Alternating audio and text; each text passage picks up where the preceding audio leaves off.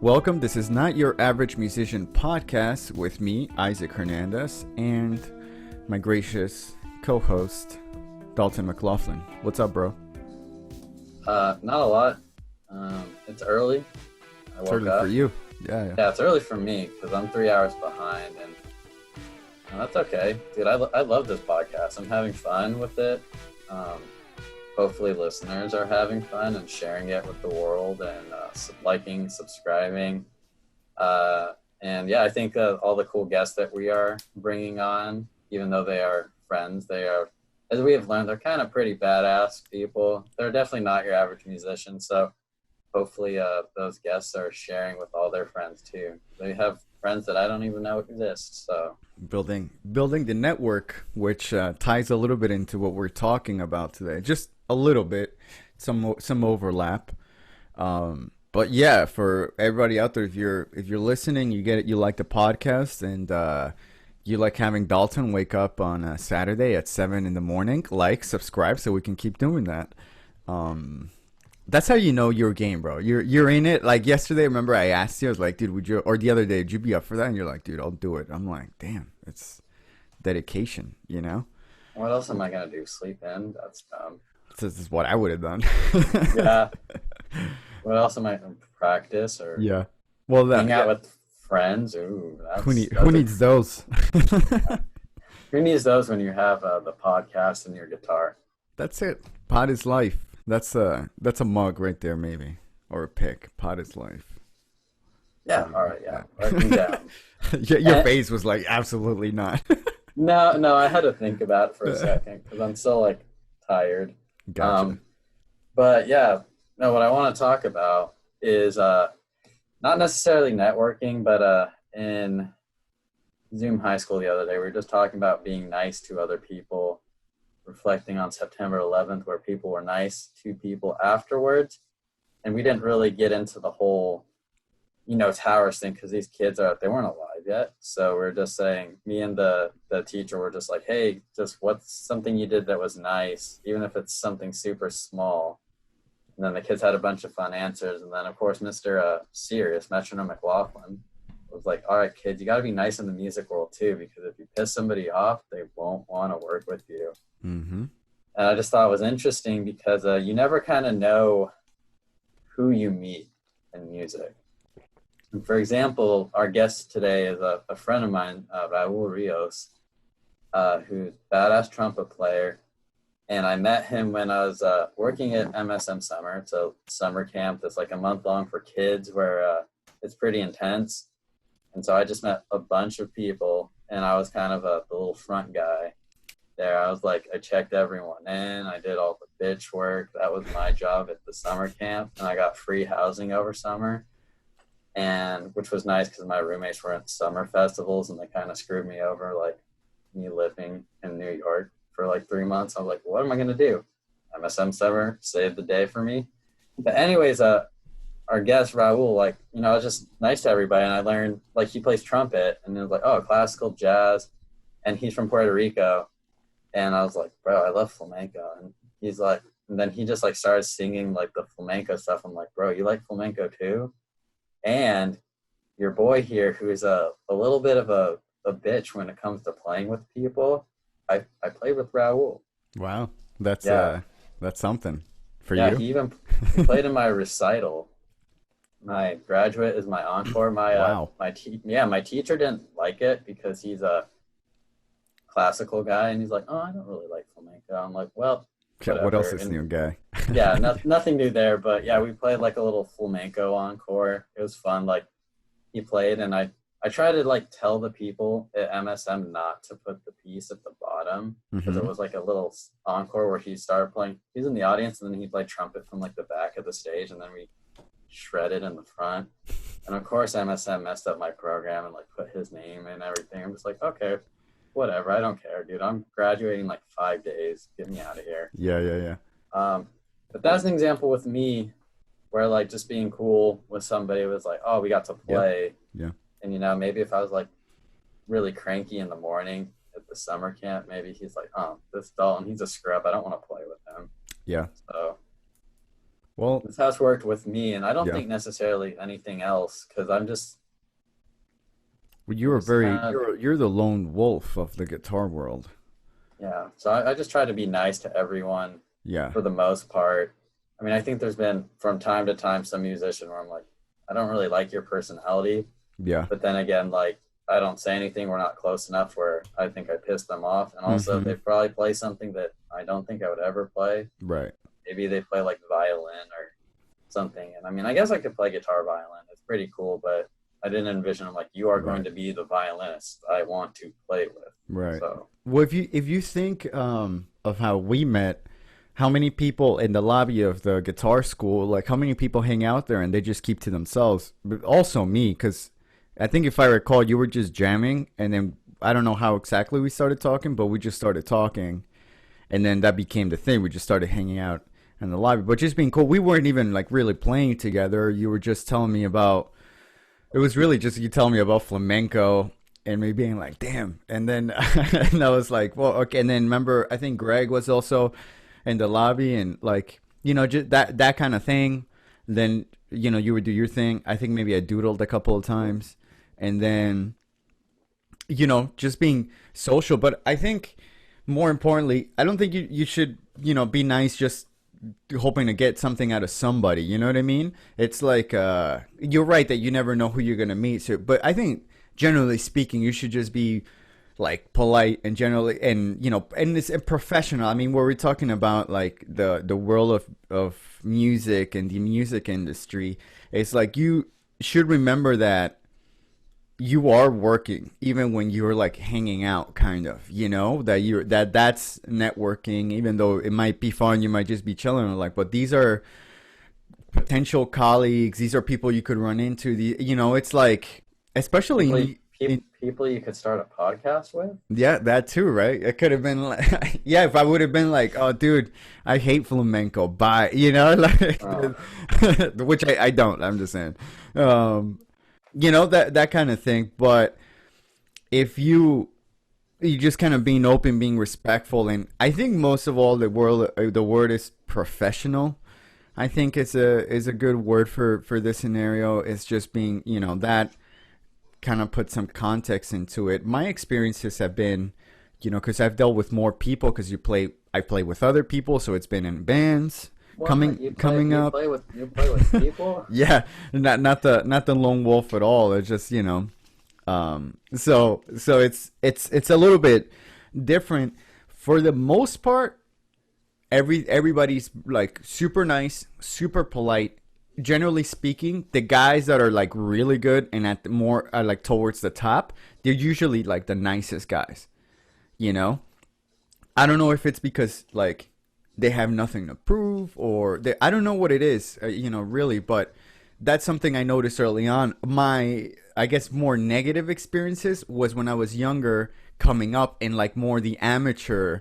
That's where you would see like emotions come through and people wouldn't be so nice. It'd get a little bit nasty. Like I remember, I'm not gonna say names or anything, but I remember being in like cover bands and the leader of the band, he was trying to get it going, and I was me as a guitarist and he had a second guitarist, and he kept replacing the guy like every 2 weeks because there was something he didn't like, and then he said some stuff to me at some point that he wasn't happy with what I was doing, which was fine, but I just didn't like the way it was said and things like that, and I was like, dude, I'm done, that kind of thing. And it was more my experience with like in the amateur realm coming up more than as I got to play with a higher level of musicians. I was like, oh, that's not how they're working, bro. Even if we're at the bar like doing a gig, everybody's hanging out afterwards. Everybody's like, oh, what are you working on? This, oh, that's cool, that kind of thing. So yeah, keep it professional, keep it Yeah, polite, dude, just be like a normal human being. just Jeez, don't be right? a dick. Yeah. Don't be a scrub. Don't be a dick. That's it. Because it really, even just outside of music, it's not really gonna get you anywhere. I think that's It reminds me, I was teaching in-person camp this last August, and the band consists of like 4, 13, and 14-year-olds. And there was some issues at some point about somebody playing a part and they're not doing it right and this and that. And it was that, it kind of brought it back for me where like when I'm in rehearsal, everybody's quiet, respectful, professional, and these kids, they're just learning how to behave in the adult world and in this band context, and so they were getting a little nasty with each other. It was a good learning experience, and it was a good reminder for me of like, oh, this is a thing. You gotta be cool, Damn, dude. Yeah. Yeah, for sure. Yeah, be nice. That's gonna be the name of the episode. Be nice. just be nice, but no, that or don't be a dick. You make a point because like I have like no idea about any of these people, but in the past, like you're in that band and you're that dictator that nobody likes, and then eventually like they create a band and they don't include you, and then you have to like grow out your nails and like play solo guitar. That's Mr. Metronome's origin story. Yeah. No. Then my superhero, right? Yeah, that's Mr. Metronome. That's not my origin story, but that's Mr. Metronome's. Oh, yes. Yes. Yeah, because my origin story is I actually was like playing with people and I just got bored, and then I just played guitar by myself. I'm like, I don't want to play in a band. Right. Like I told the story once. Middle school band, we were called the Squires. We should actually bring on the guy who plays bass, because he like plays in a band. They tour. He lives in Nashville. I haven't talked to him in really long time, but he'd be cool. He knows a lot of stuff. But it became the point where I was like playing guitar, I was like singing, and then we got this other guy who's a way better singer than me, and then my singing responsibilities like declined a little bit. And then at band practice, it was after school, and comfy couch, bagel bites, I'll just eat, taking naps. I think eventually they got the point where I'm just like looking back on it, I'm like, yeah, I didn't want to play in the band anymore. Right. But like little me was like, oh man, I got kicked out of the band. Dude, that's some shit. Yeah. But looking back on it, I was just like, dude, I like asked for it. Like I didn't want to play my Les Paul 100 series, which hunk of junk. I still have it. I don't play it. Yes, sir. Yeah, but I didn't want to play that. Like I didn't want to sing in the band. I don't know why I was the singer. Like I have to like think. Like why was I the singer in our band? How did that even happen? I don't remember to save my life. But yeah, I was just like, yeah. But it wasn't like I was mean or anything. It was just like, hey, like, dude, and it was middle school, and they like wanted to practice like more than once a week, and I was like all serious, and I'm just like, dude, I'm not ready for this. They were dedicated. To think that you weren't at that level yet, because now you probably practice more than all of them put together. Yeah, but I'm a one-man band, so I don't need to practice band stuff. I just play Dalton stuff. Oh man, I don't understand, but I'll accept it because I'm nice. That's right. If you were mean to me, then maybe no, I wouldn't. Maybe our relationship, maybe it's a really good example of what we're talking about, of like probably tolerance, because we're like complete opposites. I'd be like, yo, I was playing with a distortion and a pick, bro, and then you're like, okay, cool. Well, no, you bring up a good point, and I want to expand upon it as far as how we're just nice to each other. Guys, Isaac is a saint. He puts up with me. Like I send him like stupid memes. I complain about random shit to him all the time, usually about like my inability to like socialize with girls. Like he hears everything, and I'm like, bro, like I found this new this Instagram music girl and blah blah blah, and like, oh, she's cute, but I think she needs to work on her intonation, or because that's just like how I think. Yeah. And then like Isaac deals with that. Like he does not care about that. I know he doesn't care, but he pretends to care, and it makes me feel special. That's yeah. Maybe that's a good lesson you could take about how I do that with you. You could do that with girls. Yeah, maybe. Damn. Pretend to care. Oh. Boom. Oh. But that. Yeah. I brought it into the live podcast. That's my bad. I'm sorry. I brought out the dirty laundry. Wisdom has been dropped in the podcast. And now I'm doing that stare that I used to do after my MSN lessons, where I'm just like, what am I doing with my life? But yeah, it's all good. Kind of like a personal choice, you know. You're Yes. picky because I'm grumpy, and I'm grumpy because 'Cause I change my guitar strings every 10 days. Like, I don't know, whatever. Um, I think you're in the grumpy stage because you're well, if I had a guess, it's because you had to go back to Cali, which I think that's cool, but I think you part of me thinks you wish you could be back in New York. Obviously I, not pandemic times, but yeah, I think everybody who, I have know lots of people who, because pandemic BS, they're not in New York. Actually, Raul's one of them. He's yeah, chilling in Puerto Rico. yeah.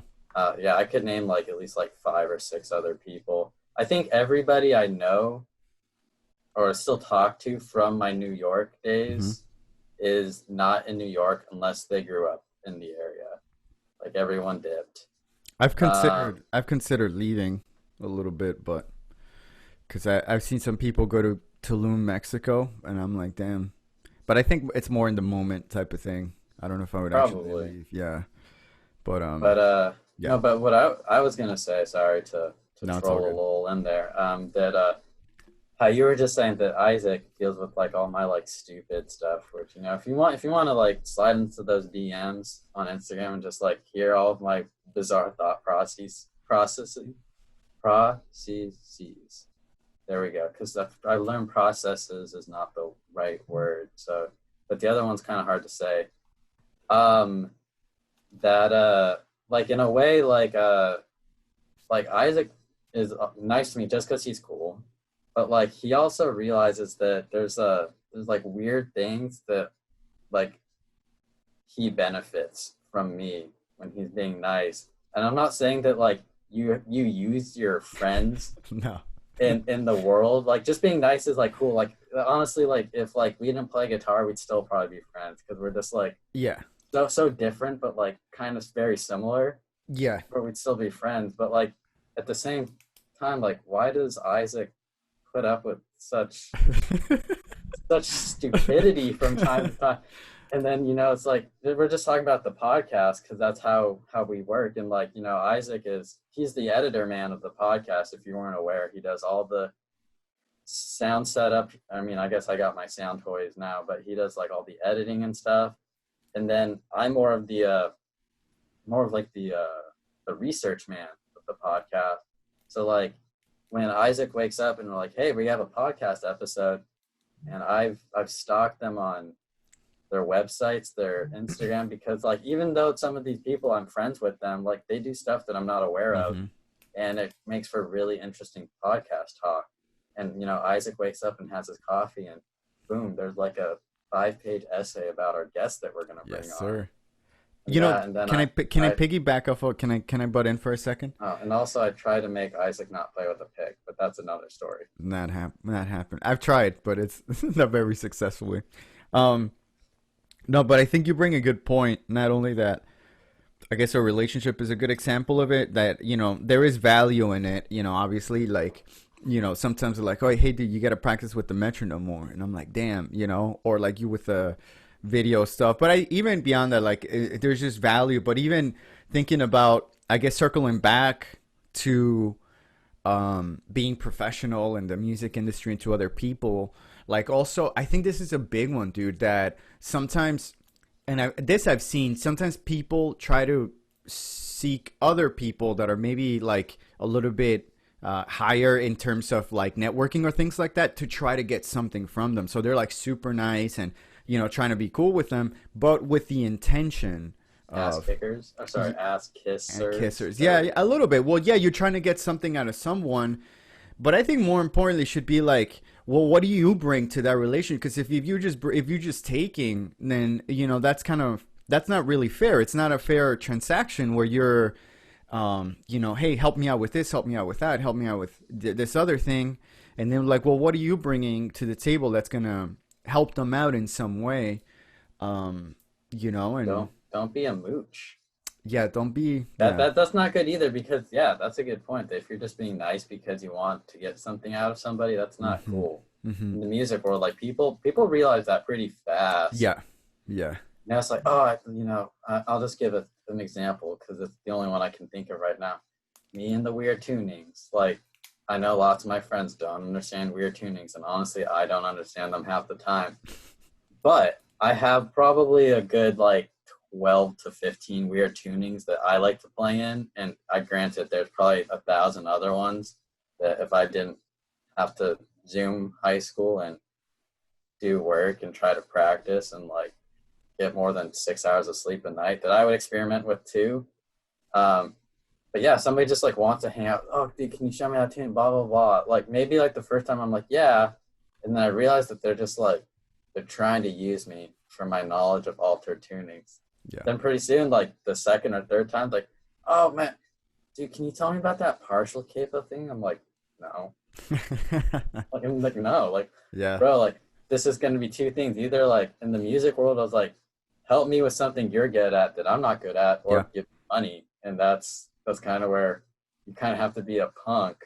Or if somebody's like informational things, I think could be money. And then eventually if it's like, you know, you're trying to not use people, but you're trying to utilize maybe like a skill that's not necessarily teachable in like a quote unquote lesson setting, then like if you don't do anything, like say if it's has to do with meeting new bandmates, they're like, oh, do you know that guy? Blah, blah, blah. You know that guy? And you're like, yeah, sure, I'll give you their contact info and just say that I recommended you.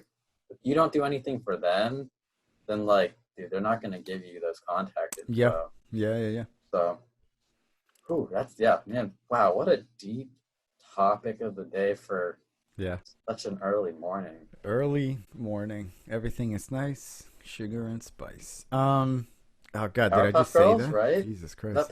Oh my God! It was transcendent. I was like it just flowed right through me. Raul is here, so I think we should bring him on and hear what he has to say. So I would like to welcome my good friend Raul Rios to the Not Your Average Musician podcast. I met him while working at MSM Summer, which is a summer program where middle school and high school kids kind of experience MSM conservatory life for a month. Raul got his undergrad in Puerto Rico, where he is from, his master's at the New School, which is also known as Mannes College, and trumpet performance. Raul is a diverse player that has his foot both in classical jazz and the flamenco world. He's performed with your wonderful co-host, me. Yes. And he has also played in groups such as People of the Earth, the Puerto Rico Symphony, Puerto Rico Ballet. He's played with Wynton Marsalis, ever heard of him? And Broadway in Moulin Rouge. Welcome, Raul. Hey, thank you. Wow, that sounded amazing. Oh my God. No, right? Wow. That's what it is, bro. That's the resume right there, man. Wait, no, I want to meet that guy like that. Yeah.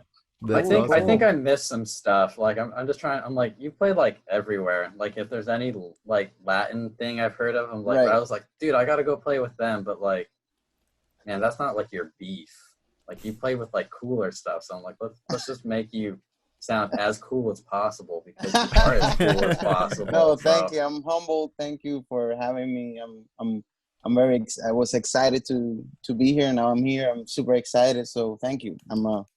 I appreciate it. Yeah. Thank you, man. We really appreciate it, and we love talking to musicians. You're not a first horn player, but you're a first trumpet player, and especially in the jazz and like across different genres. So I was like, we gotta get this guy on. We gotta talk to him. Right. Cool. Yeah, man. Let's dive right into it. Can you maybe tell us about how you got started with the trumpet, how that came all about, and maybe when you started getting a little more serious about it? Well, the story, it's pretty simple. My father gave me the saxophone because he's a saxophone player, an amazing saxophone player here in Puerto Rico.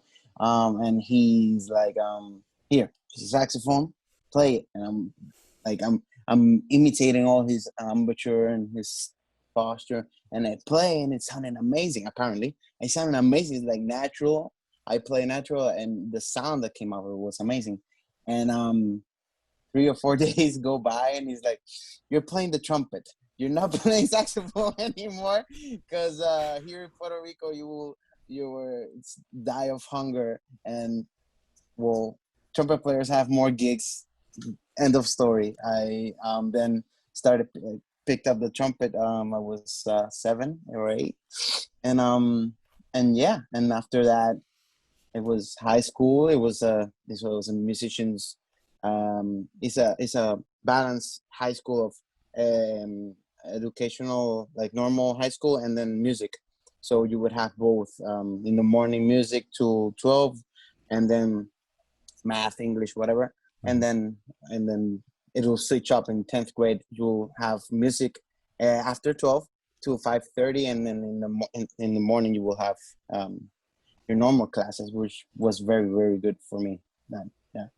Hefty music schedules Oh yeah, for yeah. sure. 7:30 a.m. and then you go off 5:30 p.m. Damn. Uh, Yeah. Can I used to have quintet class at 7:30 a.m. Be like, it was crazy. It was bad. It was Yeah. yeah, but it was good. It was That's bad, but it was awesome. good. Yeah, Yeah, yeah, I hear you. yeah. What kind of music were you studying in Puerto Rico? Maybe could you tell us about that? Like, and maybe about the culture. I'm really curious, what the music education is like over there. So music education per se will be quintet, Bach. Um, it will be folkloric Puerto Rican music turned into quintet, which is like danzas and little funky tunes of the 80s or something. This will be arrangement that my teacher would make. He was a very humble, very good teacher, but he was even more into the writing. So he would put um, songs into quintet, and like 80s funky, like corny songs, and then it will sound okay in the quintet, and like kids, what kids 12 and 13-year-olds will be playing this, and it's good because you get this like mixed variation of genres. And um I never thought about this, but well, I did, obviously, but he would he would give me like all sorts of genres into this quintet, and then in the private class he will give me, oh, this is, Winter Marsalis playing, listen to him, isn't that amazing? Okay, good. Now this is Juancito Torres playing. Juancito Torres is the father of salsa trumpet playing. Amazing, amazing, amazing. Passed away in the 90s, um, yeah, he will give me all sorts of this. So my music education was pretty cool in terms of that. I was really drawn into music and really trying to uh, milk everything that I was a sponge. So I was like, okay, here, this and that's and this.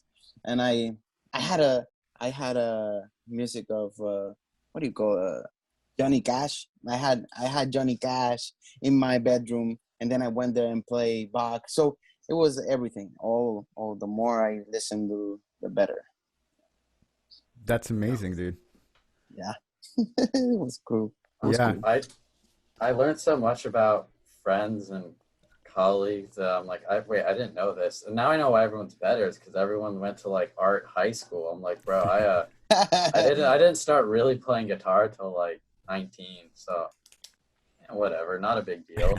I also want to applaud Raul because I think this is probably the most English you've had to speak in a long time, right? Oh my God, I'm so sorry. Yeah, Oh like no, it's all good. Like I see it's your brain turning, and like because Isaac speaks Spanish, you're like you hear everything in Spanish, and then you're like, damn it, like wait, we're yeah. doing this is in English, like Yeah, man. I've been here since March, since the Damn. first damn.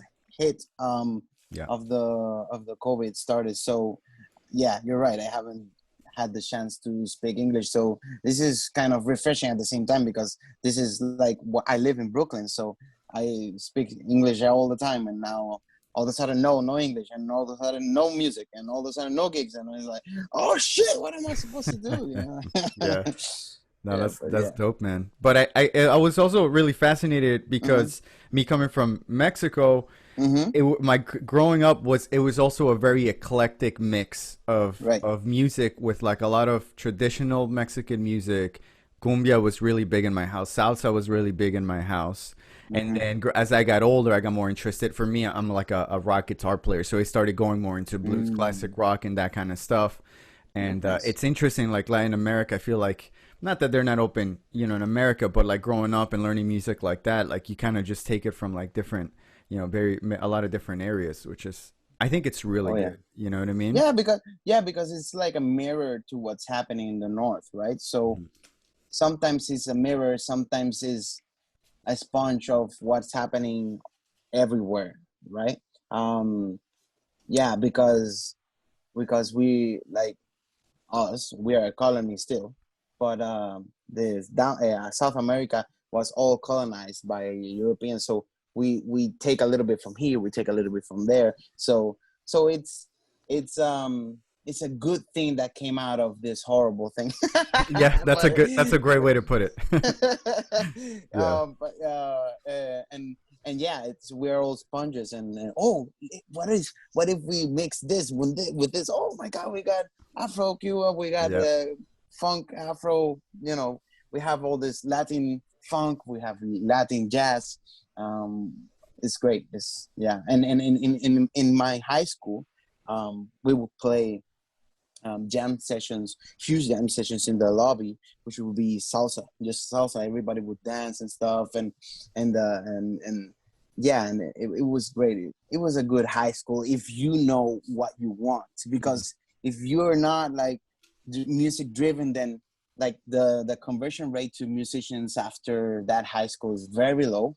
Mm. So it's just a matter of government backing up these students to pursue music, Mm-hmm. um but that's another whole Another podcast even, beast. I Yeah. think.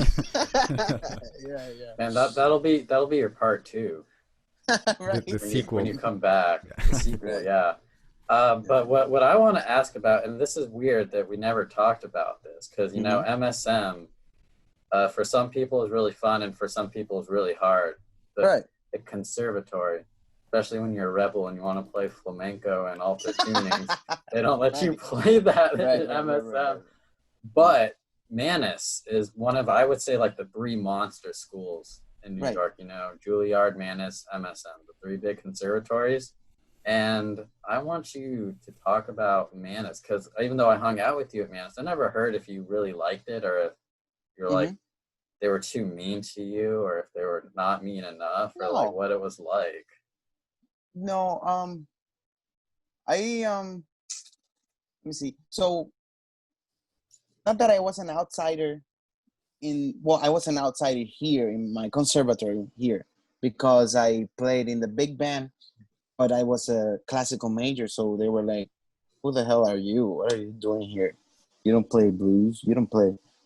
So it was kind of weird, and I didn't play a lot of gigs outside of the classroom. Like I wouldn't be called for gigs like once a month, maybe, but there was people that played every night, trumpet players.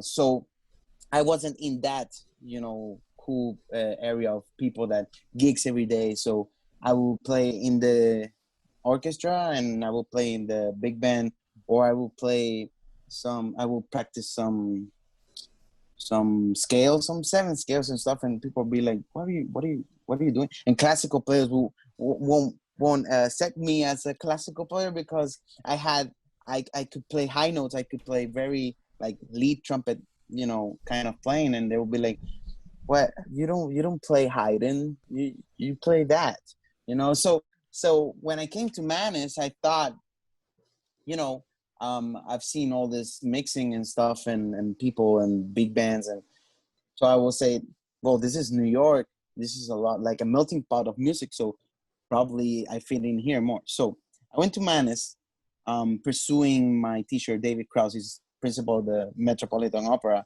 and and he's my teacher, right? And but I really like big band, and I really like studio musician, studio playing. You know, being that person that you hear in the jingles or a movie or whatever. So I want to mix with those people too. And I think Manis gives you the opportunity of mixing and going here and going there, and that was amazing. I got the chance to play with Dave Douglas and be his student in a class of studio musician, and that was the first year he did it too. It was amazing. It was studio studio musician, something like that, class, and you will sit there and try out different microphones and record yourself and listen to yourself an ensemble. It was amazing, and at the same time, I played with the orchestra, which was great, and we played together. And um, so Manis gives you the opportunity to do that. Now, sometimes I wanted to do more of both, and it was kind of no, you can't do that because that's for jazz majors and that. So we're still in that, that compared to we're that the in that border. Compartmentalized. Yeah.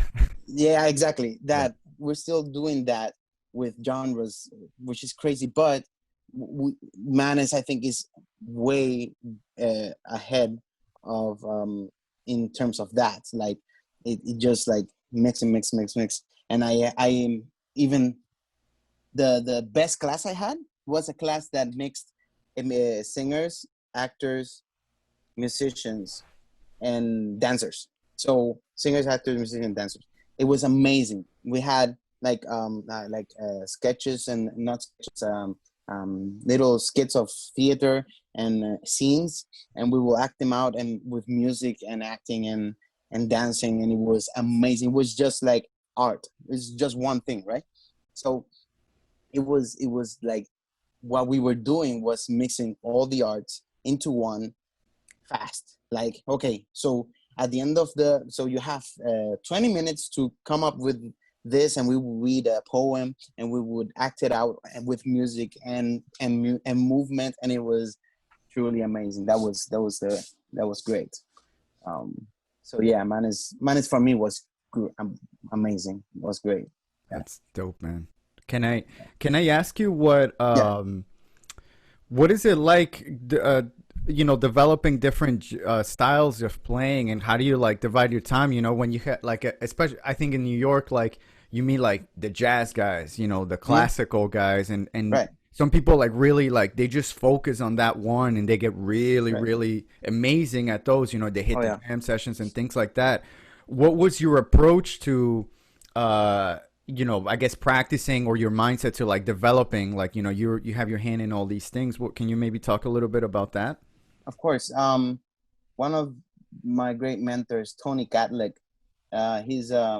he used to play with Frank Sinatra and then like Bruce Springsteen and then ballet symphony. So he's like all around, and he's doing that. And when I got here, like the couple like the third year of being in MSM camp with Dalton, Dalton came in after, but before I met Dalton, I was like, hey, Nadia, because Nadia is a great trumpet player in New York based. She's Australian. Nadia Norgius, she's a great person, the greatest person. I told her, who can I meet that can play both, both sides of the quarter of the moneda. And she said, Tony Cadlick, you have to meet him. So I met up with him, took a lesson with him, and he said a lot of juggling, right? So it's like juggling both genres, and it's not both, it's more than that. But if you, whatever you're working on, like if you work on whatever jazz and then classical, so there's two genres there. Um, he would devise his trumpet practice like no genre. You just practice the fundamentals. Your fundamentals are the base, right, of your house. You play your routine, your technique, and your technique is not classical based or jazz based. It's just technique. It's just you familiarizing with your instrument, right? And then after that is a matter of tweaks here and there that you have here in your is a mindset, right? So here I'm gonna play aggressive big band playing, you know, and then here I will like ease up my tongue a little bit and here and that, and we'll play pop, and then you will like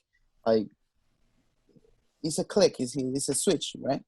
But it's more that than actual like, okay, here you play for big band, you put your mouth like this. No, it's not like that. It's actually like a mindset. And when I figured that, I was like, oh, okay, so I don't have to put 30 minutes of this, 30 minutes of this, you know. If you're gonna play a piece and then you have in the same week, that happened to me during my masters, that I actually played with the Village Vanguard Jazz Orchestra, and they came into the school, and I was, oh my God. And then Terrence Stafford, he told me, oh, you want to sit in? And I'm like, yeah, okay, good. Monday at 5. And I'm like, okay, thank you. What the fuck just happened?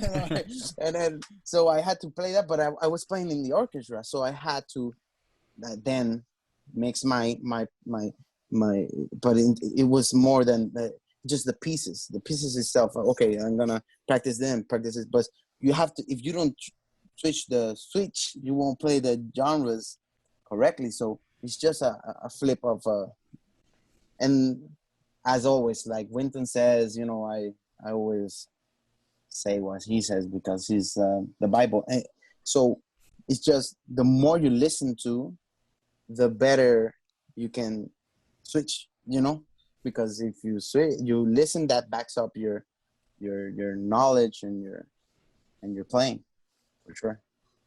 Damn, bro. Yeah, it's good stuff. Yeah. Mic drop. Yeah. Raul, damn. Yeah, I'm processing it because, yeah, man, I never thought of it like that, but like you're right. Yeah, it's all switch over here. love that. It's more than. I guess let's segue a little bit into more like professional and when you started gigging, like, so you were always, I mean, it's clear that you've been always diverse in your choices of what you play, you know, kind of in a lot of genres. How has that like opened up for you, like the opportunities for gigs? And can you maybe talk about that, your gigging life, the type of work you get due to, you know, being so diverse? Right. The first gig I got in New York actually was Middle Eastern funk Latin band, and it had this crazy run. So it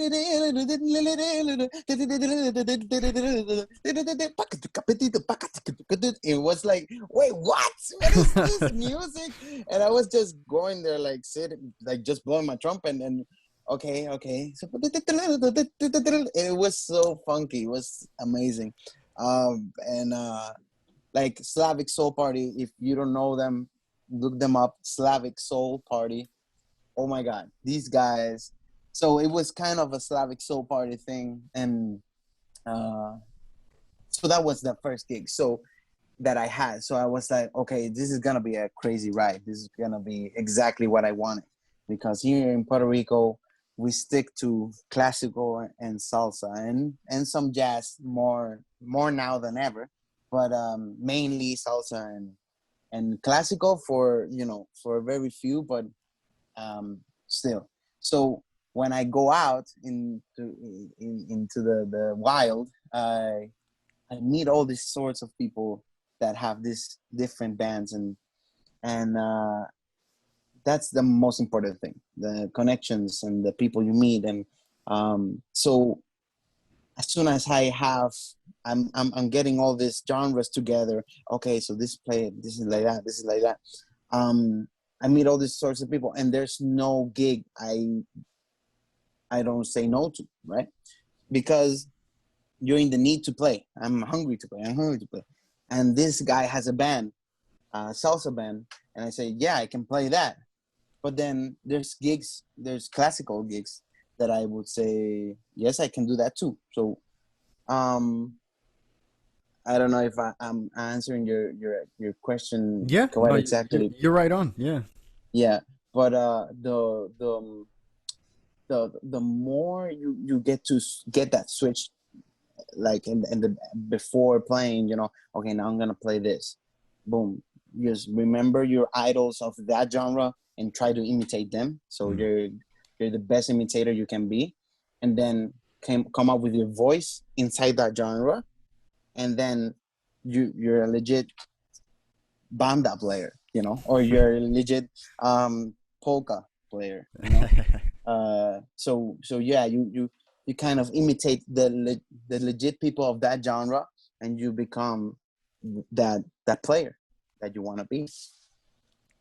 That's dope. That's dope, man. Yeah, Or that's at least that's my goal, because I yeah. don't feel like, I never feel like, oh, I got it, never, ever, ever, ever, Yeah. ever. I'm a good imitator, Mhm. that's all. That's a very good imitator. So what I do is imitate the people that I hear here, and then it's like, did it did sound like, that, like, like a legit jazz, player, or it did sound like a legit lead, or a classical player, so yeah, yeah. Yeah, no, for sure. I think, like you said, I don't know if any of us really feels like, oh, you come home from a gig and like, oh, I nailed that one, or I really got it, But Yeah, yeah, yeah. you always have, I think, something to aim for more than anything, right? Just Oh kind of yeah, keeps you focused and moving more than anything. yeah, yeah, for sure, for sure. And that's the beauty of it. The beauty of it. You never reach the top of the mountain. You're always climbing. You have to fall in love with the process. My one of my best friends, Victor Pablo. He's a percussionist in New York City. He's Puerto Rican, and he plays at Lion King. He played in the Heights, and in the Broadway shows, and he played in the New York City Radio City Orchestra. Hmm. So he's always telling me, man, it's the process, And I'm like, what are you talking about? He's like, you gotta fall in love with the process. That's the part that I like. I don't like the product of it. The product of it, it's okay, it's good. But if you don't like the process, you won't get to learn anything. So he likes to, you know, he likes to big. For me, it's very tedious, but maybe it's something that I have to learn still. To be okay with the struggle and practicing bit by bit, and not being amazing today, but okay, maybe tomorrow I'll be, that sound that I want to be, Yep. and have patience and all that stuff that I learned, that I had to learn in masters, and I'm still honing. Yeah. Boom. Wisdom drop. Uh, Uh, yeah, that's all good stuff. On a slightly, maybe perhaps more or less serious note, I want to know how you uh. got so much spin on the ball in ping pong, because like I couldn't hit the freaking ball when he would serve. Like it would be like, and like so a little background. Like when we were at MSM Summer, like we worked there and we all had to, I wouldn't say the privilege. We all had to live in like the dorms, and it was boring as hell. God, there's Yeah. nothing to do, so we'd play That ping was pong the for like, best thing ever happening to that building, the ping pong tables. It was yeah, amazing. But it was amazing because you get to meet people from all over the world playing ping pong, and it was like, wow, this sport really brings people together. And that's the same thing that happens with football and soccer and baseball and all that thing. But we had ping pong, right? So ping pong, we were playing, and just I was destroying Dalton with some nasty serves, and I taught him something, but he's I a didn't. I never practiced them. I couldn't get the spin down. I gave up. It's too hard. yeah, no, it was great. My father used to beat my ass with ping pong, and then I beat him, and I became the teacher. Yeah. I think I won some. If I remember right, I won some matches, but like we were so Yeah. bored where we'd play like best out of like 7 series, Oh and god. like I don't. Yeah, that's how bored we were. A We lot will of play ping pong. into the AM easily, easily. Yeah, but I don't think I ever like won a series. Like I always got eliminated. I'd win one game and then he'd be like, "All right, I'm gonna try harder." And then Exactly. He sometimes he was just Yeah. going Very easy on competitive. you. Very competitive. It's actually kind of scary, but yeah, it that was fun. That was fun. Yeah. That's dope, man. Can let's talk about maybe some of Mhm. the bigger gigs that you've got. And Dalton was telling me a little bit, and Mhm. maybe could you pick out like one or two that were your favorite one, and maybe talk a little bit about those or people that you got to play with, share the stage things like that. Well, Dalton mentioned the playing with Wynton Marsalis. That like Wynton is like the greatest trumpet player for me to ever live in this planet. And for me, this is very personal. And I played with him in Puerto Rico when he came here to do a master class, and then he said like, "Does anybody?" And I don't know why. I don't know. I'm not that well. I used to be that person when I was a little kid, apparently, but no, I am very like with that stuff. I'm very shy, and I just stood up and I said like, okay, and we played Caravan together, Caravan, and I played and I like he played and the sound will go all over the place. I just remember that sound like right now. It's something that I will never forget. That is an experience that I will never forget. In terms of gigs, I would say, well, I would say Moulin Rouge because Moulin Rouge was, I was subbing in for a great friend of mine, Manuel uh, Ramirez. Oh, sorry. Ramirez. He's a player. He's a Broadway trumpet player, Manuel Maneco, and he's well known in New York for playing again both sides of the spectrum. He would play jazz and lead trumpet playing, and he did play with the actual like big Wynton Marsalis band, the Lincoln Center Jazz Orchestra, and he played lead on a salsa series that they made, and then he plays Broadway and he has his show, Moulin Rouge, um, and he called me. And well, I actually called him. I was like, listen, I have no gigs. I'm not doing anything at all because this was like after my master's degree, nothing happened like for 2 or 3 months. So I was going crazy. I was like during my master's, I've been doing everything, all sorts of things, and then and then gigs at night, and I would be going home at 3, 4 a.m., then going to school at 9, 10 a.m. So I would be like very busy, and then nothing happened after my master's. I was like calling him, yo, I have nothing to do. May I sit in to hear you play? He's like, you have a piccolo trumpet? I'm like, no. Okay, we'll get you one.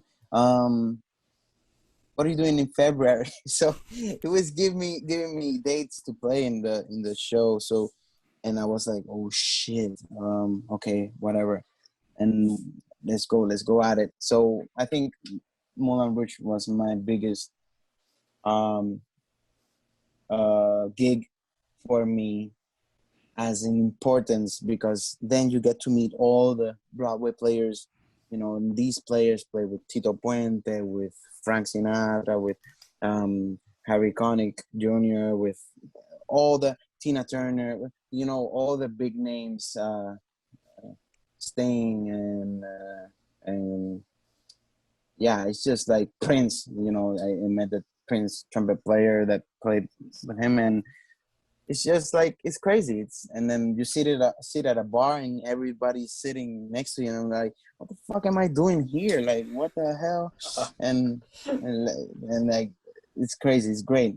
So yeah, I think that in terms of what that means playing next to all these people is crazy.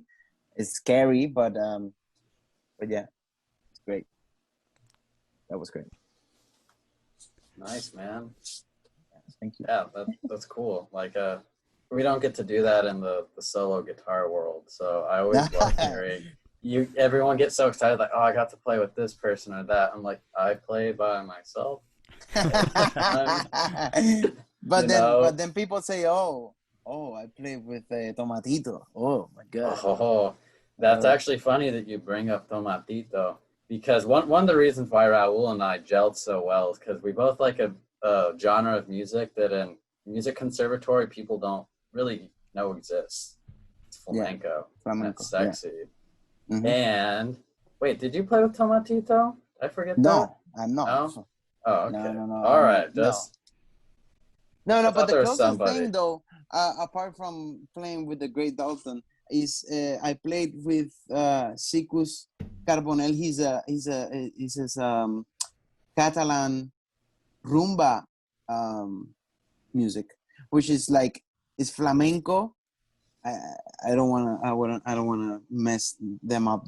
I know it's not flamenco because Catalans are other stuff, gypsies, and they do not fuck with Spanish. But it's like something like that, and then with rumba, like Cuban rumba and salsa, and it's I recorded a CD that they have, and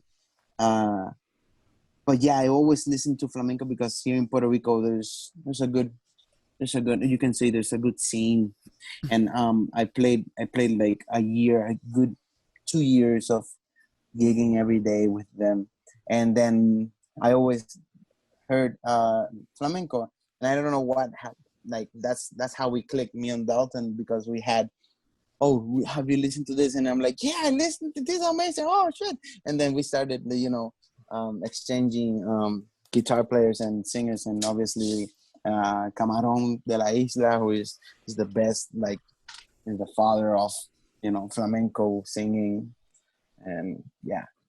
And then Raul beat me at ping pong and defeated all that good juju. No, but yeah, no, it's cool. But I think Raul's a little surprised at first because, like, I mean, I don't have the beard right now, so I look white, where usually with the beard I look something else. Yeah, exactly. But I think he was confused because he was like, to use a word that you guys use in Spanish, you're like, you have this blanquito, right? You have this little white guy. That's me. Yeah. And I was like, bro, you like flamenco? And you're like, wait, what? You're white. Like, I'm confused. Like, you like kind of speak like English. Yeah. At best. And then you're like, wait, you like flamenco? And then Raul was cool enough to like accept my white knowledge of flamenco. So I've never actually I studied a little bit with somebody who knew it, but that was when I was like 17, so it's been almost 10 years because I'm getting older. Yeah, other than that, like as you said, you learn a lot from listening. Like that's how I kind of developed some compas, and like I'm still not an expert, but that's how I got it, and at least I knew it well enough where Raul could like understand that I kind of knew what I was playing. And then do you know that I got the chance to go to Casapatas in Madrid? Ooh. The Casapatas is like Carnegie Hall of flamenco, right? Everybody in the world that is a flamenco dancer, singer, or player goes to Casapatas in Madrid, and that was amazing. That was amazing to see them in their house, But I remember we did some good recordings. It's in your phone or my phone. We have to finish what we started, man. Oh, you just dropped a Star Wars line. I will finish what you started. We have to finish what we started, bro. Well, yeah, great. Isaac knows I want to, when I get my certification. California's boring. It's not music friendly out here. I want to go back to the city. But no, we were playing and we had some ideas, and that's something else where you're saying the switch of genres that was really interesting. That like I wouldn't say I'm a good flamenco player, but I would say that I have lyrical guitar ideas, Mm-hmm. and then the lyrical guitar ideas could kind of transfer to some flamenco, and then you have this boss ass trumpet player who can just play so loud where I'm just like, hey, hey Raul, like, can you not play so loud? 'Cause, like, I play the guitar and it's really fucking quiet. You're like, no, I'm gonna play loud. And you're just like, you just like, you flex in front of me, and I'm like, okay, well, I guess I just gotta like strum the shit out of this thing. That was a lot of fun too. So You gotta get you mic'd up at some point. But yeah, I mean, that's another issue where like some people have like, I have my baby, my guitar, which just keeps increasing in value. So I don't want to like do anything dumb to it. But sometimes like when you play gig guitars, because like trumpet's a loud instrument. Yeah. Like a really loud instrument. Then electric guitar is loud because you plug it in. And then unless I get a mic set up in front, which is like a lot of gear to bring, like you gotta bring a boom stand, mic, all the cords. Like you could just get a little amp to plug it in, but then you gotta cut a hole through the bottom, and like it will affect the sound. And but yes, I need an amp. You are right, Raul. I need to quit bitching and but amplification. Here in Puerto Rico, there's a nice, like, it used to be a bank vault, like a money vault, right? And it turned into a bar, and now it's a bar, right? And then in that bar we play. There's a lot of flamenco playing, and there I played like three gigs there, and it's a very what do you call exotic kind of place to play, right? And it's amazing, it's great, but I had to mute my trumpet like 98% of the time of the gig. So when you put a mute on the trumpet and you don't play like as aggressive, and it sounds okay. It's fine. I won't. It won't sound on top of the guitar, but with the whole ensemble, and it's okay. Make it work. Yeah, well, I'll play softer. It's okay. No, it's okay. I'll get an amp. We can compromise. Oh man. I guess to close it up, Raul, what would your advice be to someone that's maybe a little bit younger, looking to maybe thinking about getting into music professionally and things like that? Mm-hmm. Any words of wisdom for the younglings out there? Wow. I'm still young, but I consider myself an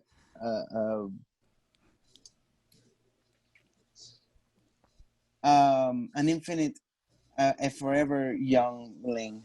But what I would say is that always be open for new ideas. Don't get married to one idea. If it works, good. But don't stay in it.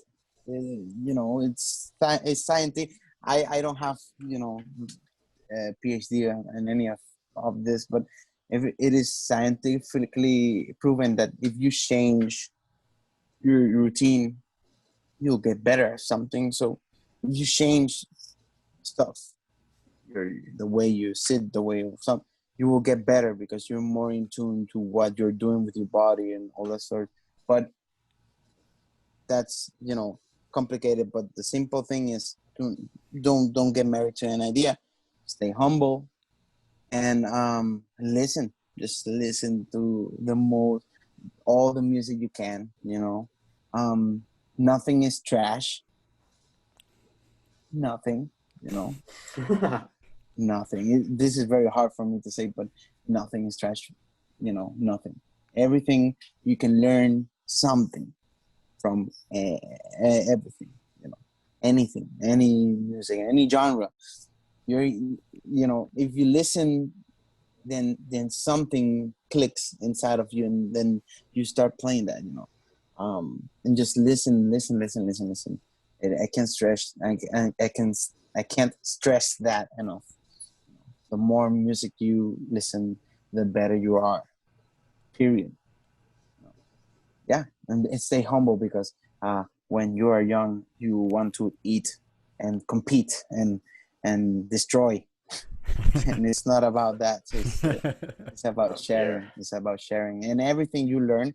And now me as an infinite learner and as a forever learner and a teacher sometimes, my job is to pass on what I learned, because what I learned is not mine, is something that I learned from another person that was kind enough to say, hey, give this, or well, got paid to do that. But nonetheless, his job is to pass on what he learned, what others learned, what wasn't given to them. And I am a religious person and a spiritual person, and I say that the higher power gave it to me, so my job is to give it back. So be humble and receive, youngling. Be humble and receive that. If it doesn't work, just give it a try. Just don't.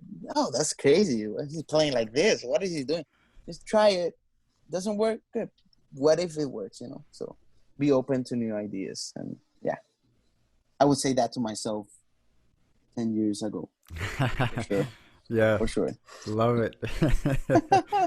Dope, man. Thank you so much for, dude. This was really awesome. Thank you so much for coming on and Hey, thank you.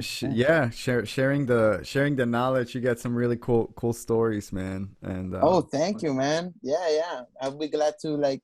Where you from? Where you at right now? where I'm in Long Island, New York. Oh, cool. So Yeah, when I come back, we'll hit each other up to see if we can keep the stories going, man. yeah, When we all come back. yeah. We gotta hit the towns. Yeah, Yeah, yeah. the last thing I have to say in my poor Spanish, just because, if I don't say it, it's going to leave a bad taste in my mouth. Just muchas gracias, papi. Hey. Para todo. Uh, Seguro, gracias a ustedes. Te extraño. Ay, te extraño también. No, gracias a todos, gracias a ustedes por invitarme, gracias a ustedes por hacerme preguntas, me dieron ganas de tocar ahora muchas. I'm eager to play more now because of the pandemic. I haven't got the urge to play music because yes, it saves me, but now it's like kind of sad. yep. But Yeah. it's very personal. Everybody deals with it differently.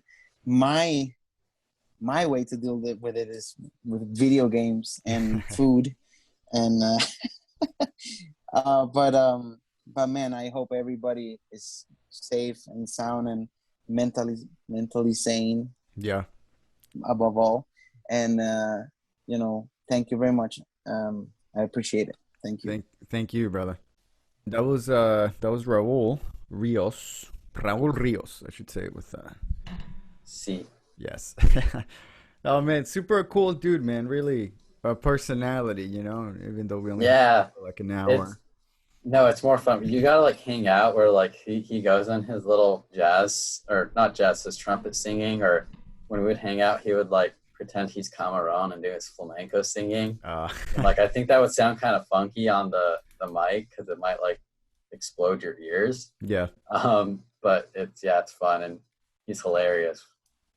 Because before we were talking about just the memories, and we were talking about the 4 for 4 from Wendy's, and gosh, my stomach never felt so confused and disrupted. But like he's like, bro, $4, 4 items, like we You can't can't beat this. you cannot go wrong. Jess put me onto that the drive-through out here because I had never tried Wendy's before I made it out to Long Island, and I like it. I thought it was good, and then she was like, "I'll get the 4," because I was gonna get a meal. She's like, "No, 4 for 4. What are you doing?" And I was like, "Oh shit, you get all this." Yeah, no, you do get all that for $4. Yeah. It's Oh, crazy. Wendy's call us sponsor. We get sponsored by Wendy's. Sponsored by, I don't, Yeah. that's why. If Interested you're in a 2 for 4? if you're a broke college student and you're looking for something to eat, hit up Wendy's. Yep, that's the moral of the story. That's what it is. No, dude, but on a side note, man, what a great interview, really. I Yeah, mean, my wheels are absolutely. turning. They always are. Yeah, I like my favorite thing just to reflect is the musical switch because like I have one and I just never thought of it like that. And I guess I thought of it like that, but like never as like something that I need to like turn off and on when I dabble in like seven different genres. Mm-hmm. But what I liked that he said, besides the musical switch, is that like your technique should be, for the most part, like a foundation that's the same. And regardless of, dude, if you're playing Disney covers, if you're playing Bach, if you're playing flamenco, if you're playing weird tunings, like you got to make a good sound on the instrument. And Yeah. like that's the same no matter what kind of music you play. So And that was you that know was the what? You, mic drop. in your case, even more so, because you do really go across different genres, and then but I guess at the to put it simply, like what he said, like playing, or in our case, like playing the guitar is playing the guitar, right? Even though there are different ways to do it, but it's that like he said it, the mental Switch. switch. Dude, it was dope. Especially, and him also, because he, going from classical to jazz, like in, you don't see that too much in guitar. No, we Like kind of go to one side, and jazz guys are jazz guys, classical guys are classical guys, rock guys are rock guys. You know what I mean? And I think it's very few in between that can make this, that are willing to make the switch like that, because I feel like a lot of, correct me if I'm wrong, but like close-mindedness, especially in the academic scenario, where like jazz guys won't do rock, and outside the academic, the rock guys were like, dude, like fuck jazz, because it's like, no, who wants to listen to that? And I think they're oh, both kind of missing the point. yeah, you dude, you don't have to tell me that. That's like the story of my Yes. my Your Manhattan existence. School of Music. Yeah. Yeah, my existence. That's why you exist, Dalton, is Yeah. because you break boundaries and play different styles. But yeah, I agree. It's just funny with guitar that there's not only switches, but there's like switches within which guitar you're playing, if that Mm-hmm. makes sense. Like Mm-hmm. like I could play nylon string, but then someone's like, "Hey man, can you riff that guitar solo?" You're like, "Well, not only do I have to change switches, but I have to change the kind of guitar I'm playing because pinch harmonics sound god awful on a nylon. I can do it. They don't sound good. They kind of It's don't really different. sound Yeah, it's a different sound than what I would do if I was on a Marshall stack. You know, that distortion. they get loud. It's one of my favorite things to do. It's just squeal, Probably. squeal. Yeah. Um, But no, yeah, I agree with him. But yeah, good foundation. And technique. if you want technique, yeah, and if you do want to switch genres, which it doesn't hurt you, he would say, I agree that at some stages, if you're playing, somebody will go like, I mean, I remember with David Leisner, my guitar teacher, I told him, it's like, yeah, dude, I've been playing some flamenco, and he's like, why? What are you doing? You're in classical music school. Like, don't do that. That's a waste of time. I'm like, uh, I just won't tell you about all the naughty things I do with the guitar. But even Because what a close-minded thing to say to a student. You know what I mean? Especially you should be curious, man. You should be playing, diving into what if there is a gem in that music that will like open up something for you, and they just shut you out. Not that I mean, I hate that. maybe he thought I needed to practice some of That my could, hey, like, pieces hey, more. focus on your pieces, bro. Yeah. But like what's funny that then when I played him my piece, Right. it was dedicated to all the MSM snobbery. They're like, dude, that's pretty good. I'm Yeah. like, yeah, I know it's good. Yeah. You guys pissed me off, so I Yeah. made something cool. Yeah. One thing to bring up that he said, I like what his experience in Manus, and him saying that it's very forward thinking and lets you dive in, but even then he still wanted to do some, and then there are these academic roadblocks where like, well, that's only for the classical majors, that's only for the jazz majors, and that's one thing that really bugged me about school, especially in my case, because I was like, man, why can't I go take that class? I'm like, I'm not trying to major in that, but it's like it would be cool to learn. Or a lot of people complained like they wanted to take production classes and they couldn't because they're not in the sonic arts program in my school.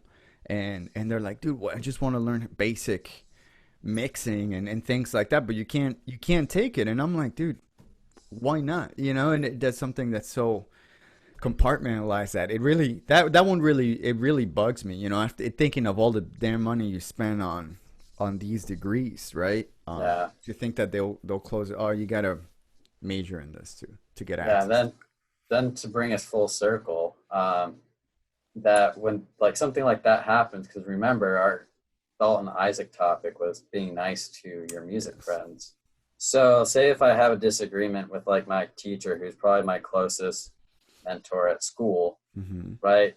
There's a point where eventually we just like agree to disagree, and then we don't make a big deal about it. 'Cause if we make a big deal about it, we won't like each other, and that's Right. not the point of music. Yep. Uh, so like, hey, I like alto tuning and flamenco. And he's like, I don't like it. And instead of me being, dude, you need to listen to blah, blah, blah, and blah, blah, blah. And you need to expand your horizon. I'll just respect him like, well, he doesn't like flamenco? Okay, Fair enough. move on. Because Yeah. if you try to shove music or ideas down people's, minds that are closed off, then like that in a way is kind of not being that quote nice professionalism, because you're just like trying to force somebody who has their mind up. Mm-hmm. And especially with like your teachers that are a little bit older, like it's going to be hard just because they're from a different generation and they don't want to. Maybe like maybe if like say I was that 50, 60-year-old guitar teacher down the road, I think it'd be a little bit different because I would be down. But then again, like I might be a punk and say like, bro, like I love that you're playing weird tunings, but like I thought like the point of this school is that you learn all the classical music and you're not playing Yeah. any classical. Yeah. So I could see both sides of the coin. Yeah. Yeah. Yeah. But on a different note, while my brain is oozing and thinking really hard at this early hour, something you can do to ease your mind is listen to podcasts. And Yes. why not listen to this podcast? Not Your Average Musician podcast with me, Dalton McLaughlin, and Isaac Hernandez, the wonderful host. Obviously, you can find us on the socials, the Instagram, the Facebook, YouTube as well. And something that we want to tell everyone is that the website's coming for the pod pretty soon. Yes, sir. And then there's also going to be websites where you can check us out. And obviously there will be links to the pod as well from our own websites. But maybe you want to learn how to play with a pick. Like the pod's not going to teach you that, but Isaac's going to teach you that. But if you want to have, learn cool things like the musical switch or playing with friends or kind of opportunities, if you just magically email the right person and they put you on America's Got Talent, then, listen to the podcast, because even if you don't play music, I think learning about this stuff is pretty cool. So check it out. It's Life on of a Spotify. Yeah, Life of the Musician. Yeah, Spotify, Apple Podcasts, YouTube. We're everywhere. Sure, there's other ways. Yeah, We're everywhere. If you're wherever you listen to podcasts, that's where we're at. If you're on YouTube, search for Not Your Average Musician podcast. We'll come right up. Like, subscribe, all that good stuff. Support the podcast. Give us a review, give us a rating, click follow, and most importantly, share it. Share with people that you think will get something out of this podcast and the conversations that we're having, both silly and serious. But the silliness has some seriousness to it. It does. There's always a reason for the silliness. Yes, rhyme and reason. Sometimes more than others, but yeah. Yeah. But cool, man. All right, that's everything for me. Yeah, I don't have anything, so Dope. I'm good. All right, man. Peeps, everybody out there, thanks for listening, thanks for watching, and until next time.